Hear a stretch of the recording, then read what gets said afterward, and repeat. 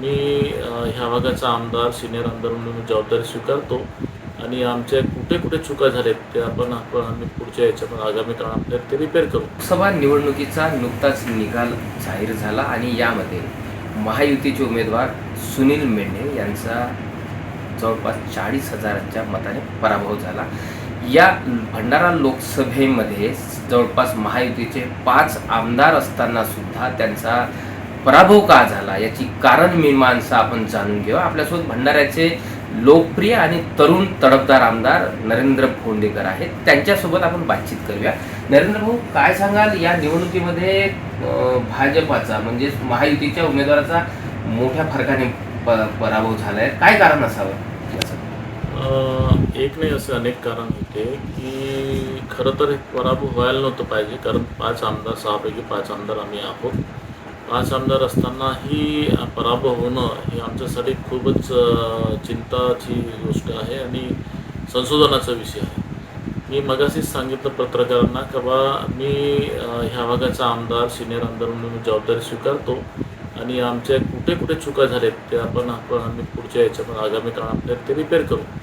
यामध्ये मुख्य म्हणजे कॉर्डिनेशन. आम्ही 3 पक्षाचे सगळे नेते होतो, पण तिन्ही पक्षामध्ये जो पाहिजे समन्वय पाहिजे होता तो किंवा नियोजन, हे सगळ्या गोष्टीचा फरक होतं. आता ते खूप सारी गोष्टी आहेत की ज्या ज्या आमदारांच्या मतदारसंघ होतं त्या आमदारांकडे जर समजा नियोजन स्वतंत्र दिलं असतं तर कदाचित जबाबदारी फिक्स झाली असती. आमच्याकडे कुठे जबाबदारी नव्हती, त्याच्यामुळे ते सगळं जेवढं काम होतं तेवढी जबाबदारी आम्ही केलं, परंतु त्याच्या पलीकडे आम्हाला करता आलं असतं. परंतु ठीक आहे, झालं ते. आता काय चुका झाल्यात, हारलो ते आम्ही मान्य करतो, स्वीकारतो. पुढच्या वेळेस भाऊ, निवडणुकीच्या अगदी तोंडावर इथे पालकमंत्री पण बदलले. डॉक्टर गावितांकडे भंडाऱ्याचं पालकत्व दिलं, मात्र निवडणुकीतही आणि निवडणुकीच्या काही कालावधी पुरता मर्यादित जर काही दिवस सोडले तर त्यांनी कुठेच ते दिसले नाही. काय या पराभवामागं पालकमंत्र्याची जबाबदारी सुद्धा असावी का? म्हणजे त्यांच्याकडे जबाबदारी नव्हती का? किंवा त्यांच्या इथे न येण्यामागे निवडणुकीत त्यांचा सक्रिय सहभाग कुठे दिसला नाही, काय सांगा?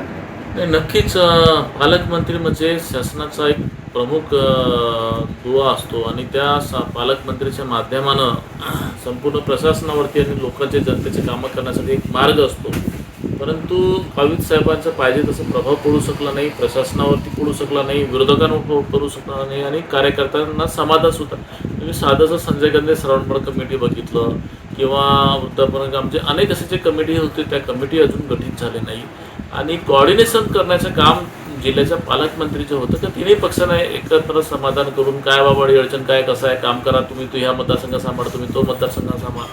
उमेदवार एकटे सगळं काही बघू शकत नाही, त्याच्यामुळे कोणीतरी सांभाळणारं पाहिजे असते आणि समन्वय समिती महत्त्वाच्या नव्हतं.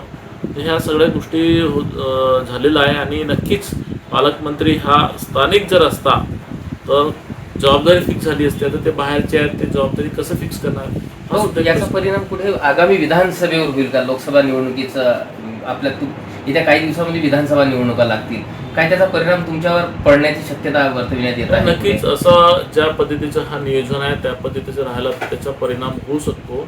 परंतु आम्ही आमच्या ज्या चुका झालेल्या आहेत, ज्या समन्वय नाही आहेत, जे काही चुका झालेत पुढच्या आम्ही त्याचा सगळं संशोधन करून पुढे चुका होणार नाही. 3ही जिल्ह्याचे सीट कसे निवडून आणता येईल त्याचं आम्ही नियोजन करू, चिंता करू. तर हे होते आमदार भोंडेकर. भाजपाच्या नियोजनाअभावीच महायुतीची ही उमेदवारी इथली पडली असा त्यांचा एक दावा आहे. प्रशांत देसाई, एबीपी माझा, भंडारा. एबीपी माझा, उघडा डोळे बघा नीट.